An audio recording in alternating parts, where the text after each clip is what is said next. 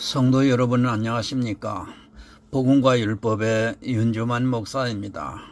오늘은 150번째 시간으로 인자야 이스라엘 족속에게 가서 내 말로 그들에게 고하라 라고 하는 에스겔 선지자에게 하나님께서 명령하심에 대한 작은 제목을 가지고 여러분들에게 말씀을 전하고자 합니다. 오늘 우리가 함께 볼 성경은 구약성경 에스겔 3장 4절에서 11절을 보겠습니다. 그가 또 내게 이르시되 인자야 이스라엘 족속에게 가서 내 말로 그들에게 고하라. 너를 방언이 다르거나 말이 어려운 백성에게 보내는 것이 아니요 이스라엘 족속에게 보내는 것이라. 너를 방언이 다르거나 말이 어려워 네가 알아듣지 못할 열국에 보내는 것이 아니라 내가 너를 그들에게 보내었다면 그들은 정녕 네 말을 들었으리라. 그러나 이스라엘 족속은 이마가 굳고 마음이 강박하여 네 말을 듣고자 아니하리니 이는 내 말을 듣고자 아니함이니라. 내가 그들의 얼굴을 대하도록 네 얼굴을 굳게 하였고 그들이 이마를 대하도록 내 이마를 굳게 하였으되 내 이마로 화석보다 굳은 금강석 같이 하였으니 그들이 비록 패역한 족속이라도 두려워 말며 그 얼굴을 무서워 말라 하시고 또 내게 이르시되 인자야 내가 내게 이르는 모든 말을 너는 마음으로 받으며 귀로 듣고 사로잡힌 내 민족에게로 가서 그들이 듣든지 아니 듣든지 그들에게 고하여 이르기를 주 여호와의 말씀이 이러하시다 하라 하시더라. 아멘. 사랑과 은혜가 많으신 아버지 하나님 감사합니다. 오늘 이 시간도 영생의 말씀을 전하고 들을 수 있도록 은혜를 베풀어 주심을 감사합니다. 에스겔 선지자를 통하여 주의 복음을 전하라고 하는 이 강력한 메시지를 하나님 저희들이 깨닫기를 원합니다. 사람의 생각이나 지시로 깨닫게 하지 마옵시고 성령께서 오셔서 감동 감화해 주심으로 인하여 이 육적인 말씀을 비유로 하는 영적에 대한 말씀을 올바로 깨달을 수 있게 도와 주시옵소서. 이스라엘 하나님께서 택하신 백성이지만 그들이 하나님의 말씀을 듣지 아니했습니다. 오늘날 이 시대에 복음의 시대라고는 하지만 모두가 다 다른 복음의 미혹이 되어 참 복음을 듣지 못하여 참으로 영생의 열매를 맺지 못하는 안타까운 이 민족을 하나님 앞에 고합니다. 하나님이 이 민족에게 다시 한번 긍휼의 은혜를 베풀어 주셔서 하나님께서 말씀하시는 이 영생의 말씀을 이 참 복음을 잘 깨달아 알아듣고 순종하여 영생의 길에 이를 수 있도록 하나님 은혜를 베풀어 주시옵소서. 오직 믿음인데도 이 시대는 믿음에다가 행위를 함께 강조하는 정말 음행에 빠져있는 안타까운 세대입니다. 하나님 은혜와 긍휼을 구합니다. 참 복음 전도자를 세워주셔서 바로 깨닫는 이 시대가 되기를 머리 숙여 예수 그리스도의 이름으로 기도드립니다. 아멘. 성도 여러분, 전도해야 합니다. 누구라도 이 전도하는 것을 하지 말라고 한다면 주님께서 주신 은혜를 소홀히 하는 일이라고 저는 믿고 있습니다. 마태복음에서 주님께서는 우리 성도들에게 너희는 모든 족속에게 가서 아버지와 아들의 이름으로 세례를 주고 그들을 믿게 하라고 분명히 말씀을 하고 있습니다. 그러나 이 시대는 그 전도가 너무 변질이 되어 있습니다. 정말 한 영혼을 구원하기 위해서 전도를 하는 것인지 아니면 세상 사람들이 말하는 다단계 사업을 하고 있는지 그 진의조차 분별하기 힘든 시대를 살아가고 있습니다. 매일 전도에 대해서 이야기합니다. 그러나 그 사람들이 정말 영혼을 사모하는 마음이 있는 것인지에 대해서는 조금 의구심이 듭니다. 교회 사람의 숫자를 채워서 자기를 나타내고자 하고 또 교회 재정을 튼튼히 하기 위해서 전도를 하는 것인지 솔직히 제가 보기에는 영혼을 사모한다기보다는 후자에 가깝다고 보여지고 있습니다. 여러분, 죄송합니다.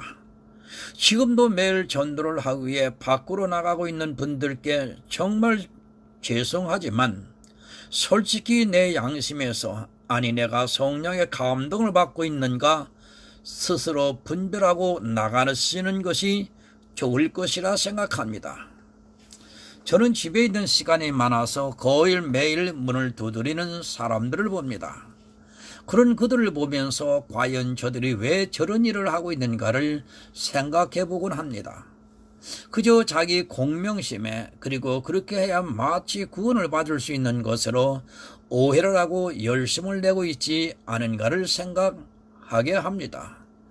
진심으로 한 영혼을 사랑해서 전도를 하는 분들은 제가 폄하하고 싶지는 않습니다.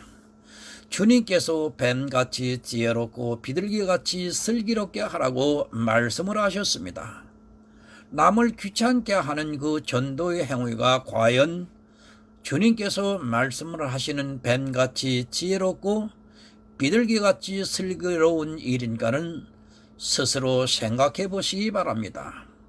목사인 제가 왜 이런 말씀을 드리냐 하면 저는 솔직히 하루 종일 성경과 실험을 하면서도 아직도 제가 복음에 대해서 너무 부족하다는 것을 깨닫고 있는데 그들이 과연 복음에 대해서 얼마나 알기에 저렇게 자신이 있는가를 생각하기 때문입니다. 한참 설교를 쓰고 있는데 정말 성경에 대해서 하나도 모르는 그들이 자기 열심을 가지고 와서 예수를 믿으라고 하면서 초인종을 누르고 심지어는 문을 두드리는 그런 행위들은 귀찮기만 합니다. 여러분, 전도는 내 속에서 자연스럽게 이루어지는 것이지 그렇게 억지로 하려고 하다가는 오히려 반감을 사기 때문에 이런 말씀을 드리는 것입니다. 물론 그렇게 해서라도 한 영혼을 구원할 수 있다면 해야 한다고 생각합니다. 그러나 그렇게 해서 교회로 그 사람이 인도함을 받았다고 과연 그 영혼이 구원을 받을 수 있는가에 대해서는 저는 솔직히 회의적입니다. 여러분, 전도 쉬운 것이 아닙니다. 교회에 그저 끌어들이는 것만으로 만족해서는 더더욱이 안 됩니다. 근사한 교회당을 지어놓고 그 안에서 행하는 예배의식이나 그런 행위들을 통해서 그들에게 복음을 전하려고 하는 수단과 방법은 정말로 성경적이지 않기 때문입니다. 전도는 자연스럽게 이루어집니다. 그리고 하루아침에 이루어지는 것이 아니라 꾸준히 내가 복음을 전했을 때 그가 서서히 변화가 되고 성령께서 역사하시는 것을 저는 경험을 통해 너무 잘 알고 있습니다. 그렇게 복음을 전해받은 사람들은 절대 세상적인 교회의 관습에 흔들리지 않고 자기 영혼을 보존하는 것을 경험을 통해 알고 있습니다. 오늘은 사실 전도에 대해서 말씀드리려고 하는 것이 아닙니다.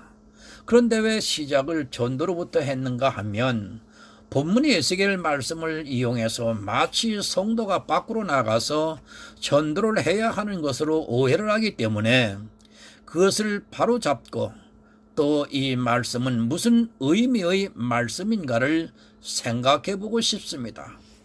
여러분, 수도 없이 들었을 것입니다. 본문 말씀은 교회를 그래도 몇 년 다닌 사람들은 몇 번씩은 들었을 것이고 또 이 말씀을 하면서 전도를 강요하고 마치 전도를 안 하면 안 되는 것으로 정죄의식을 심어주고 있는 말씀 중에 대표적인 말씀이기도 합니다. 과연 이 말씀이 믿지 않는 사람에게 전도를 하라고 하는 말씀이냐는 것입니다. 사람들이 성경을 너무 쉽게 봅니다. 그리고 일부 목사가 자기 마음대로 성경을 이용하면 마치 그것이 진실인 것으로 받아들이고 성경에 대해서 생각해 보지도 않는 것이 더 문제의 심각성이 있습니다. 전하는 자가 말을 하면 그 말의 진위를 논하기도 전에 무조건 하나님의 말씀으로 받아들이고 있는 맹종에서 나오는 해프닝입니다. 사과를 배라고 해도 믿습니다. 아니 그것을 믿지 않으면 이상한 사람이 되고 거기에 조금이라도 의문을 가지게 되면 마치 믿음이 없는 사람으로 취급을 받는 것이 지금 교인들의 심각한 문제점입니다. 아무리 유명한 목사라 해도 그도 성경을 잘못 볼 수 있는데도 목사가 이야기를 하면 이유가 어떻든 따지지도 않고 아멘으로 하답을 하고 있는 것이 지금 교회 안에 있는 교인들의 모습입니다. 사과가 배가 될 수 있습니까? 그러나 제가 보는 신앙인들을 보면 사과도 배가 되고 있습니다. 아니 사과가 금이라고 해도 믿을 것이 지금 교회 안에 있는 교인들이라는 것을 조금도 의심치 않습니다. 제가 무조건 의심으로 하라고 이런 말씀을 드리는 것은 절대 아닙니다. 그러나 분별을 하도록 노력은 해야 합니다. 왜 그러냐 하면 성경을 바로 알지 못하는 것은 내 영혼의 문제가 걸린 심각한 일이기 때문입니다. 사과를 보고 배라고 하는데도 믿는 그들이 과연 구원을 받을 수 있겠습니까? 사과는 분명히 사과로 알아야지 그것을 배로 세뇌가 되는 순간 그의 영혼은 사망입니다. 내 영혼을 어떻게 사람에게 맡깁니까? 제 상식으로는 도저히 이해가 안 되는 일인데도 마치 목사가 자기 영혼을 구원해 줄 수 있는 것으로 오해를 하고 그가 하는 말이라면 무조건 의심을 가지지 않고 무조건 맹목적으로 따르는 것을 보게 됩니다. 함부로 아멘이라고 하답을 하지 마십시오. 저는 성경 말씀 외에는 아멘을 하지 않습니다. 목사도 사람입니다. 말로는 하나님을 위한다고 하는 그 일이 결국 자기의 배를 채우는 일이 될 수 있다는 것을 늘 생각하시고 경계를 해야 합니다. 사과를 배라고 해도 믿는다면 그는 목사에게 자기 영혼을 맡기는 것과 마찬가지입니다. 목사가 그렇게 대단합니까? 저도 목사지만 저는 한 번도 제가 대단하다고 느껴본 적이 없고 솔직히 제가 전하는 말씀으로 인하여 혹시라도 하나님의 일을 방해하지 않을까 늘 고민을 하면서 말씀을 준비하고 있습니다. 제가 아는 병신도 중에 저보다 성경을 더 많이 읽고 또 늘 모르는 것이 있으면 저에게 질문을 하신 분도 있습니다. 그런 분이야말로 성령의 감동을 받고 천국으로 인도함을 받는 분이라고 저는 확신을 합니다. 본문 4절을 보겠습니다. 그가 또 내게 이르시되 인자야 이스라엘 족속에게 가서 내 말로 그들에게 고하라. 너를 방언이 다르거나 말이 어려운 백성에게 보내는 것이 아니요 이스라엘 족속에게 보내는 것이라. 아멘. 에스겔 선지자는 하나님으로부터 직접 계시를 받은 선지자입니다. 지금 신약의 시대는 성령의 감동으로 그가 복음이 있는가를 그나마 쉽게 알 수 있지만 구약의 시대는 성경에 다 기록되지 않은 시대이기 때문에 하나님으로부터 아니면 천사로부터 직접 계시를 받아서 성경을 기록하고 또 어떤 일을 했던 것을 볼 수 있습니다. 이스라엘이 포로로 잡혀 있는 시대입니다. 하나님으로부터 진노를 받아 바벨론의 포로가 되어 지금 거기 거하고 있는 때에 에스겔에게 하나님께서 계시를 주시고 있습니다. 그런데 누구에게 보내고 있습니까? 분명히 성경에는 이스라엘 족속에게 가라고 말씀을 하고 있습니다. 여러분 지금이 어떤 시대입니까? 포로로 잡혀온 이스라엘 사람들은 모두가 자성을 하고 있는 때이며 어떻게 하면 다시 이스라엘로 돌아갈 수 있을까? 자신들의 신앙을 성찰하고 있는 시대이기도 합니다. 자기들이 왜 무슨 잘못을 했길래 하나님으로부터 징계를 받아서 이방의 포로가 되어 있는가 고민을 하면서 자기들의 실수를 돌이키려고 노력을 하고 있는 때이며 정말 하나님을 찾으려고 노력하고 있는 때입니다. 그리고 이스라엘이 누구입니까? 이방의 백성이 아니라 하나님을 모르고 있는 그런 사람들이 아니라 아브라함의 자손이요 선민이기도 합니다. 바벨론의 포로가 되어 잡혀가는 과정을 보면 알겠지만 이들을 통해서 하나님께서는 유대 민족을 다시 일으키시기 위해서 준비한 사람들이기도 합니다. 실제 이들이 다시 돌아와 예루살렘을 건축을 합니다.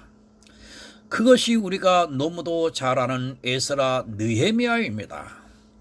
지금 하나님께서 그런 그들에게 가라고 말씀을 하고 있습니다. 이방의 하나님을 전혀 모르는 사람들에게 에스겔을 보내는 것이 아니라 하나님을 잘 알고 있다고 자부하고 있고 또 반성을 하고 있는 이스라엘 사람들에게 에스겔을 가라고 말씀을 하고 있습니다.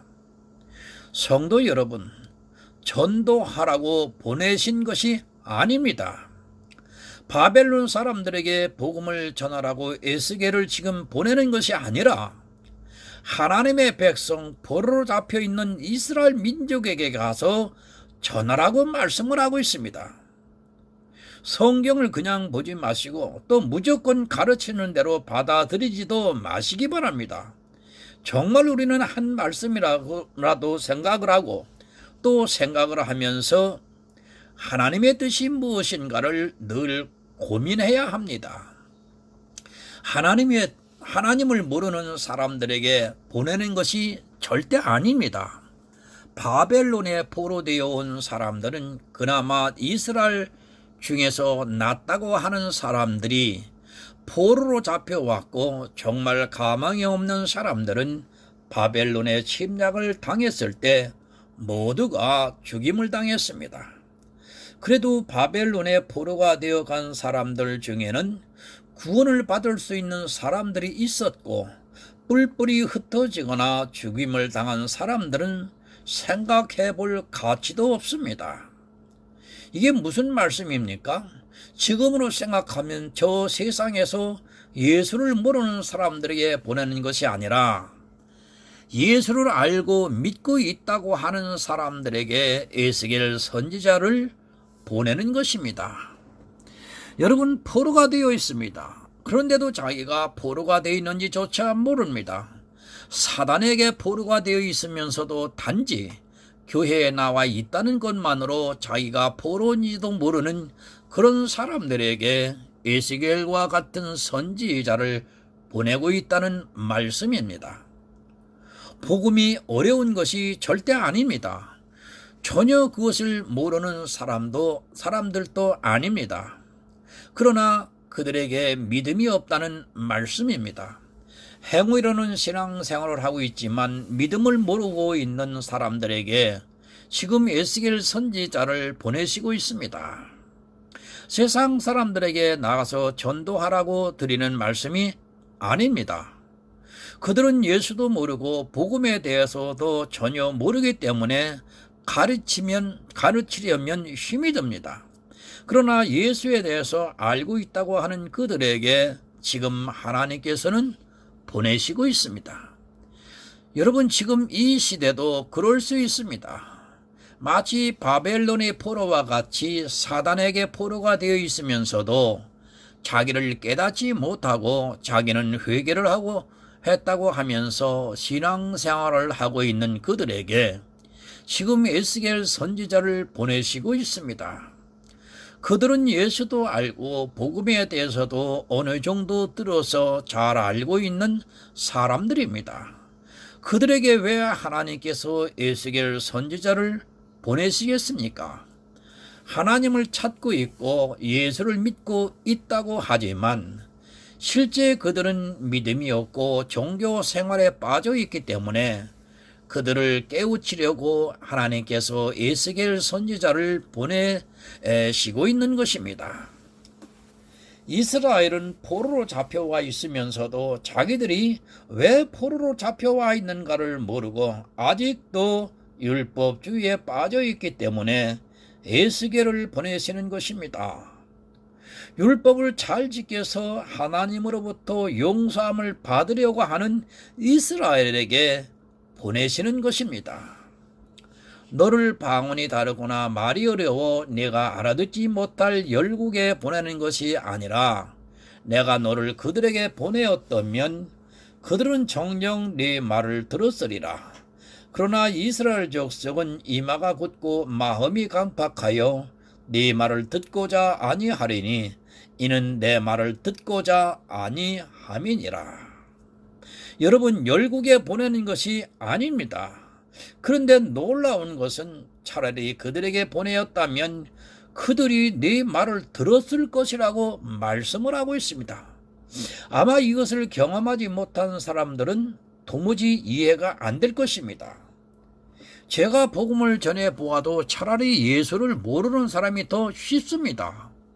그러나 교회라고 하는 틀에 갇혀 있는 사람들에게 전하는 것이 얼마나 어렵다는 것을 저는 경험을 통해 알고 있습니다. 이미 교회에 들어와 있는 사람들에게 율법과 복음을 구분하여 설명하고 오직 믿음이라고 하면, 믿음은 마음으로 믿는 것이라고 하면 자꾸 행위를 이야기를 합니다. 동문서답입니다. 대화가 되지 않습니다. 참으로 안타까운 현실을 저는 바라보고 있습니다. 제가 정말 안타깝기만 합니다. 세상 사람들은 아주 쉽게 받아들이는 복음을 오히려 교회 안에 있는 사람들이 거절을 하고 있고 심지어는 이단이라고 공격을 하는 것을 보게 됩니다. 왜 그렇게 공격을 하느냐 하면 이스라엘과 같이 율법주의에 빠져 있기 때문입니다. 안 듣습니다. 지금도 역시 마찬가지라는 것을 명심하시기 바랍니다. 복음을 전해도 안 듣고 진리를 전해도 안 듣고 하는 그 이유가 바로 사단에게 포로가 되어 율법에 매여 있기 때문입니다. 그런데도 자기들의 행위를 보면서 믿음이 좋다고 착각에 빠져 있는 것을 봅니다. 죄인이라고 고백을 합니다. 그러나 그 죄인들이 예수 그리스도의 십자가는 받아들이지 않고 스스로의 노력으로 죄를 안 질 수 있다고 착각에 빠져 있습니다. 왜 착각을 하느냐면 자기들이 조금 행하고 있는 율법의 의를 보면서 마치 신기루를 보는 것 같이 진리를 못 보고 있기 때문입니다. 이마가 굳었습니다. 왜 이마가 굳었느냐 하면 자기들은 율법을 잘 지키고 있고 자기들의 행위는 하나님을 너무도 잘 섬기고 있기 때문입니다. 다른 사람들과 비교할 때, 또 세상 사람들과 비교할 때 신앙생활을 하고 있는 자기들에게는 전혀 문제가 되지 않고 있다고 착각에 빠져 있습니다. 여러분은 하나님의 말씀을 안 듣습니다. 하나님께서는 지금도 예수 그리스도를 믿어서 구원을 받으라고 말씀을 하고 있는데 사람들은 예수만 믿어서는 안 된다고 하면서 교회 안에서 행하고 있는 신앙생활에 열심을 내기 때문에 하나님의 말씀을 들을 수 없고 들으려고도 하지 않습니다. 이 얼마나 안타까운 일입니까? 실제 신앙생활을 오래 하다 보면 매너리즘에 빠져 자기가 하고 있는 신앙생활이 바른가 아니면 틀린가를 도무지 분별을 하지 못하는 것을 보게 됩니다. 그런 사람들이 교회 안에 다수라는 것을 잊지 마시고 또 내가 그럴 수 있다는 것을 늘 점검해 보아야 합니다. 본문입니다. 내가 그들의 얼굴을 대하도록 네 얼굴을 굳게 하였고 그들의 이마를 대하도록 내 이마를 굳게 하였으되 내 이마로 화석보다 굳은 금강석같이 하였으니 그들이 비록 패역한 족속이라도 두려워 말며 그 얼굴을 무서워 말라 하시고. 여러분, 복음을 가진 사람은 율법주의에 지게 되어 있습니다. 그럴 수밖에 없는 것은 나의 의는 오직 믿음으로 살리라는 이 말씀 하나를 의지하는 사람과 그래도 신앙생활을 잘하는 사람과 다툼이 일어나면 누구라도 후자를 지지하게 되어 있습니다. 제가 오직 나의 의는 믿음으로 살리라는 이 말씀을 전하면 그렇게 말합니다. 그럼 아무것도 안 해도 되겠네? 아무렇게나 죄 지으면서 살아도 히틀러 같은 사람도 나중에 해결을 하고 예수를 믿으면 구원을 받을 수 있겠네 하면서 공격을 합니다. 제가 분명히 말씀드리지만 저는 방종을 주장하는 것이 아니라 실제 성경은 그렇게 말씀을 하고 있습니다. 제가 묻겠습니다. 살인을 해도 된다고 해서 살인을 합니까? 그런데도 복음을 전하면 교회 안에 있는 율법주의자들은 그렇게 받아들이고 있고 살인을 하라고 가르치면 할 수 있다고 생각을 하고 있습니다. 정말 바보가 아니라면 몰라도 이성이 있는 사람이 살인을 하라고 가르친다고 그렇게 하겠습니까? 율법주의자들이 왜 그렇게 생각하느냐 하면 바로 자신들이 율법에 빠져 있기 때문입니다. 자기들이 지키고 있는 율법을 안 지킬 수 있기 때문에, 그러면 자기들에게 손해가 되기 때문에 그렇게 생각을 하고 가르치고 있다는 말씀입니다. 율법은 여러분 폐해졌습니다. 그러나 아직도 그 폐해진 율법을 지키면서 예수 그리스도의 십자가를 부정하고 있습니다. 이 시대는 여러분 이마가 굳어졌습니다. 솔직히 저도 복음을 전하고 있지만 거대한 종교라는 조직에 대항해서 그들이 잘못을 지적한다는 것은 정말 쉽지가 않습니다. 아마 아직은 제가 너무 미약해서 잠잠히 있을 수밖에 없는 것 같습니다. 그런 그들과 싸우게 될 에스겔에게 하나님께서는 얼굴을 굳게 하시고 이마를 굳게 하심으로 그들에게 복음을 전하게 하시고 있습니다. 여러분, 율법주의자들이 얼마나 무섭습니까? 예수 그리스도 십자가에 못 박아 죽이는 자들인데 그들이 자기들이 하는 신앙생활에 방해가 된다면 무슨 짓이라도 분명히 합니다. 특히 이단들을 보시기 바랍니다. 텔레비전 같은 데서 그들의 이단성을 지적을 하면 때로 몰려가서 방송국을 장악하고 난장판을 만들고 있고 수단과 방법을 안 가리고 있습니다. 그들과 대항을 한다는 것은 쉽지 않습니다.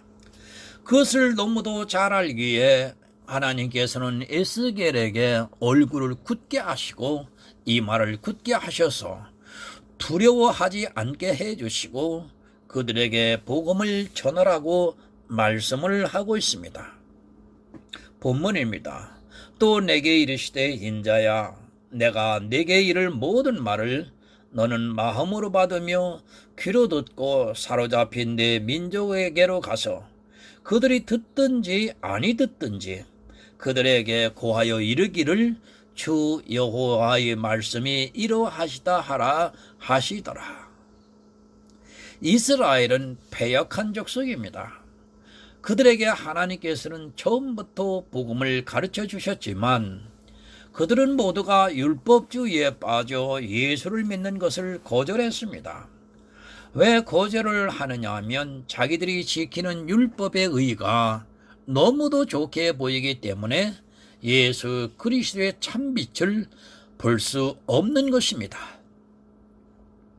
빛이 두 개일 수는 없습니다.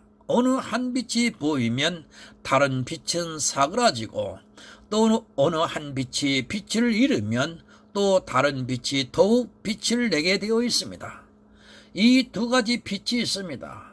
그 하나는 바로 율법으로 인하여 나를 통해 나타나고 있는 빛이고 또 다른 하나는 예수 그리스도의 빛입니다. 이 두 빛은 함께 할 수 없습니다. 마치 이 두 빛이 함께 나타날 수 있는 것으로 생각을 하는데 반드시 어느 한 빛이 드러나면 다른 하나의 빛은 사라지게 되어 있습니다. 그럼에도 작금의 신앙인들을 보면 이 빛을 둘 다 나타내기를 바라고 있고 그것이 사단의 미혹이라는 것을 전혀 깨닫지를 못하고 있습니다. 성도는 선하고 의롭게 살아야 합니다. 만약 이것을 부정한다면 그는 하나님을 믿는 사람이라고 말할 수 없습니다. 그럴지라도 내 행위의 빛이 드러나면 안 됩니다. 반드시 그 빛을 버려야지만 내 안에 참빛 예수 그리스도의 빛이 환하게 비추게 되어 있습니다. 율법주의에 빠지게 되면 자기도 모르게 자기가 하는 그 행위의 빛을 보면서 예수를 잘 믿고 있다는 착각에 빠집니다. 여러분, 버려야 합니다. 내가 이 세상에서 성자와 같이 살았어도 그것을 버리지 않고 감추지 않는 이상 예수 그리스도의 빛이 내 영혼에 비출 수 없다는 것을 깨닫기 바랍니다. 우리는 이 세상에서 성자와 같이 살아야 합니다. 정말 그렇게 살기를 위해서 최선을 다해야 합니다. 그러나 그 빛이 나는 순간 복음은 절대 안 들어옵니다. 특히 교회 안에 있는 사람들이 자기가 무엇을 하면 간증을 하고 싶어 하는데 그런 행위들이 얼마나 복음을 방해하고 있는가를 깨닫지를 못한다면 그의 심령에 참빛이 비춰질 수 없다는 것을 여러분은 명심하시기 바랍니다. 깨닫지를 못합니다. 자기를 자랑하고 싶어서 신앙생활을 잘하고 있다는 것을 보이고 싶어서 또 그렇게 하는 것이 믿음이라고 믿고 있는 사람들에게는 절대로 그 사상에서 깨어지지가 않는다는 것을 잊지 마시기 바랍니다. 지금도 복음이 있는 믿음의 사람들이 복음을 전하고 있지만 실제 듣지 않고 있습니다. 여러분, 누가 방해를 합니까? 교회 밖에 있는 사람들보다 실제로는 교회 안에 있는 율법주의에 빠져 있는 사람들이 더 복음을 격렬하게 방해를 하고 있습니다. 그렇게 방해를 하는 이유는 몰라서 그럴 수도 있고 또 자기에게 돌아올 이익을 생각해서 방해를 할 수도 있습니다. 여러분, 내가 교회 안에 있습니까? 지금 이 시대도 에스겔과 같은 선지자를 하나님께서 보내시고 있습니다. 그러나 그들은 사단이 가지고 있는 율법주의에 빠져서 포로가 되어서 복음을 듣기를 거절하고 있습니다. 내 주변에 에스겔과 같은 선지자가 내 신앙에 대해서 문제를 제기한다면 나를 다시 한번 점검해 보고 내 영혼이 정말 구원을 받을 수 있는가를 스스로 확증해 보시기 바랍니다. 여러분, 오직 예수입니다. 처음부터 그리고 지금도 이 세상 종말에 올 때까지 하나님께서는 예수를 믿어 구원받기를 원하고 계십니다.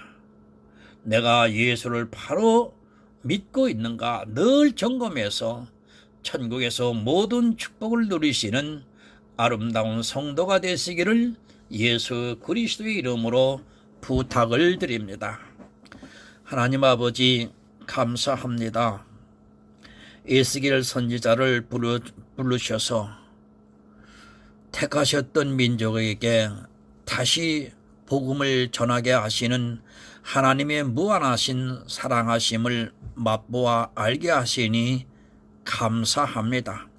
에스겔 선지자는 방언이 다른 이방 나라로 보내시는 것이 아니라 선민이라고 자칭했던 이스라엘 포로 생활에 있는 그들에게 하나님을 알게 하기 위하여 선지자로 파송을 합니다. 하나님, 그런데 많은 사람들이 이 본문을 잘 몰라서 이방의 복음을 전할 때 반드시 이 본문으로 파송 예배를 하는 것을 보게 됩니다. 하나님, 어쩌면 이렇게도 성경의 말씀을 모르면서 억지로 자기 생각대로 적용을 하는지 모르겠습니다. 이것이 다 성경에 대하여 무죄하며 사단의 유혹에 넘어가고 있는 증거가 아니고 무엇이겠습니까? 하나님, 이 민족에게 참다운 복음을 가지고 있는 복음의 전도자를 보내주셔서 아버지 하나님, 교회 안에서 어둠의 삶을 살고 있는 종교적인 의식의 율법적인 행위에 만행이 되어져 있는 저 교회 안에 오늘도 하나님의 택한 백성들을 구원해 주시기를 간절히 소원하면서 예수 그리스도의 이름으로 기도 올려옵나이다. 아멘.